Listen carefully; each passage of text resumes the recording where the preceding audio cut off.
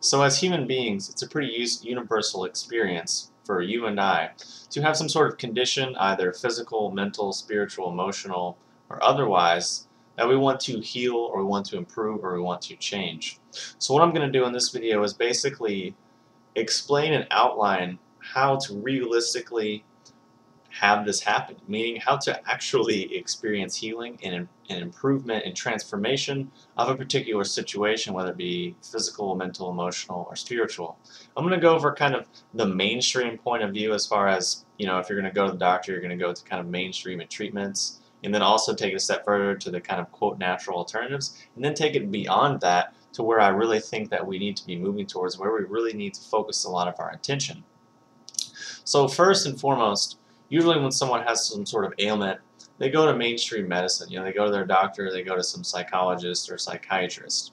And typically, most cases, these are not really modalities based on healing. They're usually about just covering things up, getting rid of symptoms, and usually just taking a pill.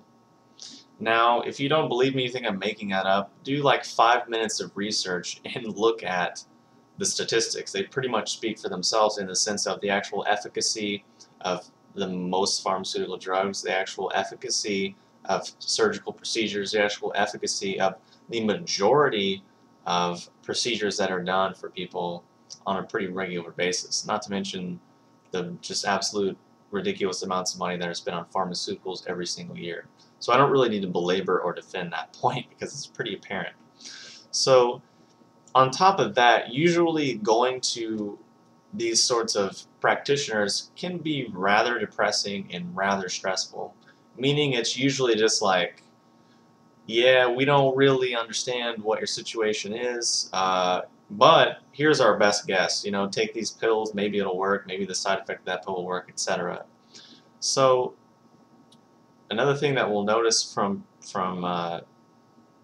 talking to someone is that it's never really about why and how the condition is arriving, meaning it's a very one-dimensional and reductionistic way of looking at a certain situation because it ignores the roles of thoughts, feelings, beliefs, experiences, and lifestyle and how they affect our health, both mental, emotional, and spiritual. So if you've ever been to the doctor, you've ever been in that mainstream system, you can pretty much know exactly what I'm talking about. And the point of this video is to not beat down that system because it helps a lot of people and it does a lot of good and it's very important. Like any tool, it's pros and cons, strengths and weaknesses. So that's the only reason to point that out. Next, what happens is people usually get to a point where they're either fed up with mainstream medicine or they hear about quote natural alternatives. So then usually what they do is they say, oh, well, herbs and supplements, those are pretty cool. I'm going to go check those out. I'm going to try yogurt. I'm going to try all these different things. But what happens is oftentimes we still hang on to the one-dimensional reductionistic way of seeing things, meaning we just want to take a pill and have all our problems go away. And I think this is where a lot of people get caught up and just kind of stagnate in their growth. I know for me, definitely happened to me for a while, and definitely I can see it in a lot of people who just think if I just take these certain things, or if I just eat or don't eat these certain things, then everything will be fine and perfect, and that's all I have to think about or worry about. And that really is basically just the same reductionistic mainstream medicine paradigm in a different coat, in a different form. And from me being someone who works with people on a regular basis and who gets a lot of emails on the daily from people wanting advice, a lot of it is really long explanations, really long emails explaining all these different things which have been very long standing, and it's always, what herb should I take? What supplement should I take? And I want to point out that obviously I'm a huge proponent of herbs and supplements, and they really can help and support us. But the question is, what do they help and support? Do they help and support our negative thoughts and beliefs and feelings and habits which are creating the conditions that we're trying to medicate? Or are they going to support our intention and our drive and our dedication to make positive transformations and updates to our beliefs, our thoughts, our feelings, and our lifestyle? Now, the only reason I point that out is because people have this pharmaceutical point of view where, oh, I'll just take a pill and my problem will go away. They think, oh, I'll just take an herb and my problem will go away. And herbs definitely help and support, like I just said, and they can create massive healing and massive transformations. But that's really just where I think people get caught up. To really experience healing and to really make transformations and lasting changes, you have to address the psyche. You have to step out of this reductionistic, one-dimensional point of view and start to ask, how is what's going on in here and in here influencing what's happening in the physical world? Because without addressing the psyche, you're still stuck in this modern pharmaceutical paradigm, and you're still only seeing things from this Cartesian, Aristotelian, like reductionistic, one-dimensional point of view. So we have to look for causes in the psyche and ask why. Why are these things happening? What thoughts, what beliefs in my mind are causing this?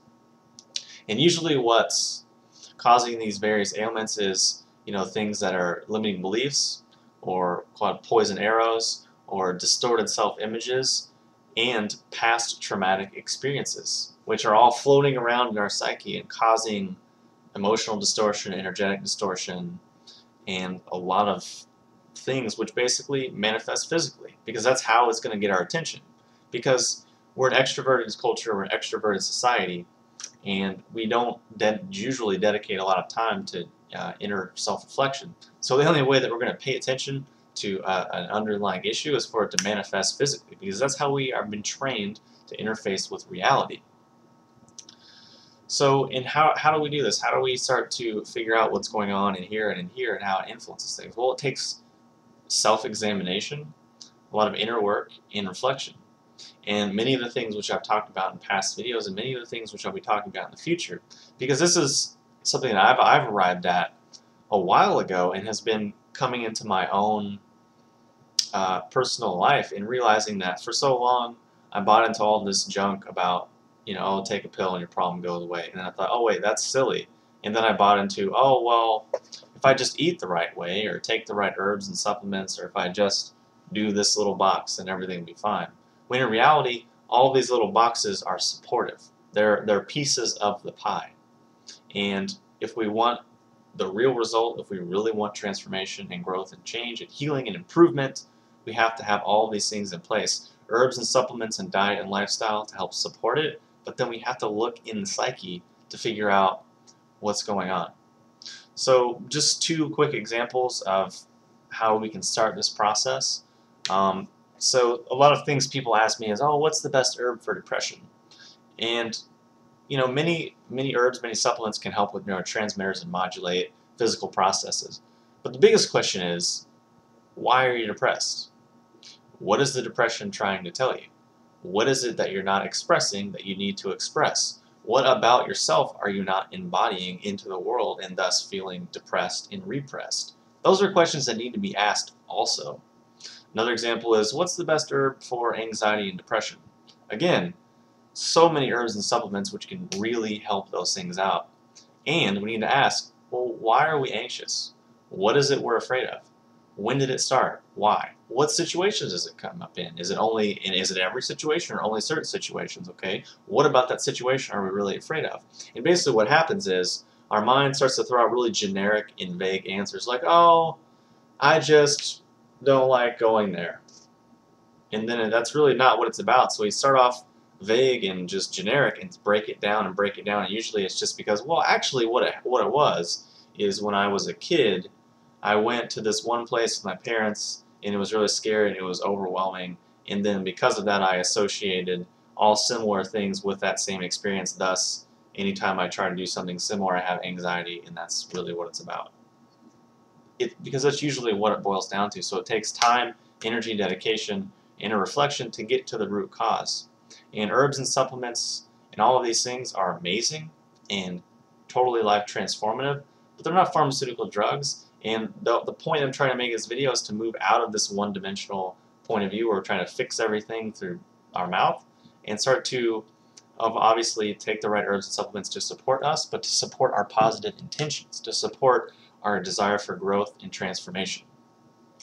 So that's a big theme that's been huge for me lately, And something that's coming up a lot with working with people is, sure, if you say, what's the best herb for depression? I know tons of herbs that can help with that, and I can give you a huge list of things to take. But in my conscience, I know that it's only going to get you to a certain place. And since my intention is to get you past that to where you look back and think, man, why was I depressed? I can't believe I was even in that space. You need both. You need, obviously, the herbs and the supplements and the diets and everything. But you need this inner work piece as well to get you just through the what's the word? Through the ground. Like a seed is coming up, it's sprouting, and it expends a bunch of energy. Then boom, it gets up through the soil and it turns into something new. It turns into a plant. That's what I'm trying to communicate here. So hopefully that's been helpful. If you have any questions or comments, post them below, and I'll talk to you soon.